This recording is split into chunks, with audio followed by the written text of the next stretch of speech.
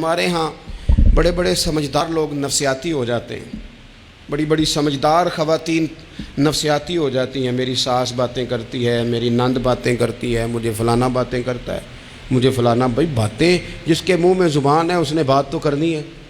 اب آپ نے کیوں یہ دعویٰ کر لیا ہے کہ آپ اتنے اونچے چلے جائیں کہ آپ کو بات ہی کوئی نہ کرے؟ کیا حرج ہے اس میں؟ اگر کوئی آپ کو بات کر دے تو کیا ہے، ہم کسی نے کر لی تو پھر کیا ہوا؟ اس کا اتنا اثر قبول کرنا کہ ساری رات سونا ہی نہ، پریشان ہو جانا۔ اور بعض لوگ ایسے ہیں جنہیں اتنی باتیں نہیں ہوتی جتنی انہیں ٹینشن ہوتی ہے، یعنی وہ دو بندے کونے میں کھڑے ہیں تو میری ہی بات کر رہے ہیں، اور بھائی کوئی اتنا اہم نہیں ہے، انہیں کوئی اور کام بھی ہو سکتا ہے، تیری بات ہی انہوں نے کرنی۔ بلا وجہ لوگ سمجھتے ہیں کہ میں بڑا اہم آدمی ہوں، وہاں بھی مجھ پہ تبصرہ ہو رہا ہے، یہاں بھی ہو رہا ہے۔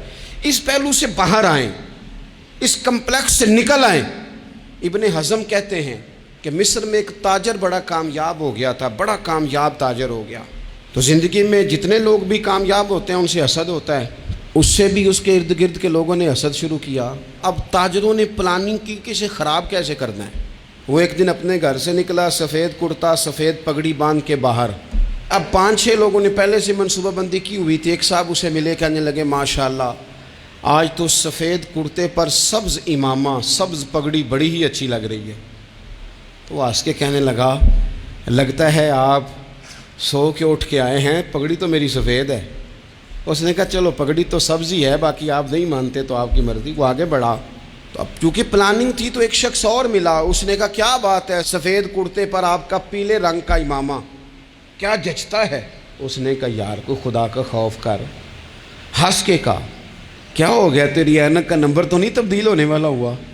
اور بھائی میں نے تو سفید کرتا اور سفید ہی امامہ باندھا ہے۔ اب 2-3 لوگوں کی دفعہ تو وہ مسکرایا، لیکن وہ ڈھیر سارے لوگوں نے منصوبہ بندی کی تھی۔ وہ جب چوتھے کے پاس گیا تو اس نے بھی کہا کہ کیا بات ہے سفید کرتے پر پیلے رنگ کے امامے کی؟ اس نے کہا پیلا کہاں ہے؟ اب وہ غصے ہونے لگا۔ اب وہ چھٹے کے پاس گیا تو اس نے کہا جناب کیا بات ہے سفید کرتا اور کالا امامہ؟ اب وہ غصے میں اتنا باولا ہوا کہ پہلے ہنسا پھر رویا، پھر اسے سمجھ نہ آئی کہ دکان کا تالا کس چابی سے میں نے کھولنا ہے۔ بس وہ شام ہوئی تو اس بیچارے کو بچوں نے روڑے مارنے شروع کر دیے۔ وہ اتنی تکلیف میں آ گیا کہ لوگ اسے پاگل کہنے لگے۔ کیوں؟ اس لیے کہ لوگ منصوبہ بندی، افواہ تھی نا کہ میری طبیعت خراب ہے، تو لوگوں نے حال پوچھ پوچھ کر بیمار کر دیا۔ لوگوں کی باتیں، لوگوں کے تبصرے، لوگوں کے کومنٹس۔ بولے امام شافعی فرمانے لگے لوگوں کی باتیں پتھروں کی طرح ہوتی ہیں، یہ روڑوں کی طرح ہوتی ہیں، اگر انہیں کمر کے اوپر رکھ لو گے نا تو یہ تمہاری کمر توڑ دیں گی، اور اگر تم ان کو اپنے پیروں کے نیچے رکھ لو گے تو تمہارا قد اونچا ہو جائے گا۔ بس دنیا میں وہ لوگ پریشان ہوتے ہیں جو لوگوں کی باتوں کو کندھوں پر سوار کر لیتے ہیں، جو پیروں کے نیچے رکھے، جو پاؤں کے نیچے رکھے ان کا قد۔ وہ پرانے زمانے میں نا عارف رومی رحمۃ اللہ علیہ فرماتے ہیں کہ ایک بیل گائے گر گئی تھی کنویں کے اندر، تو اب وہ لوگ اس کو نکال تو نہیں سکتے تھے، تو انہوں نے اس طرح کیا کہ مٹی ڈالنی شروع کر دی کہ اب بدبو آئے گی، پریشانی ہوگی، تو اس کو بند کر دیتے ہیں اندر ہی، کنویں کو کنواں نئی جگہ پہ کھود لیتے ہیں۔ انہوں نے جب اس کے اندر مٹی ڈالی نا تو وہ گائیں جو تھی وہ مٹی جھاڑ کے تو مٹی کے اوپر آ گئی۔ انہوں نے پھر مٹی ڈالی تو وہ تھوڑی اور اوپر آ گئی، اور مٹی ڈالی تو اور وہ مٹی ڈالتے گئے اور گائیں وہاں سے کنویں سے باہر آ گئی۔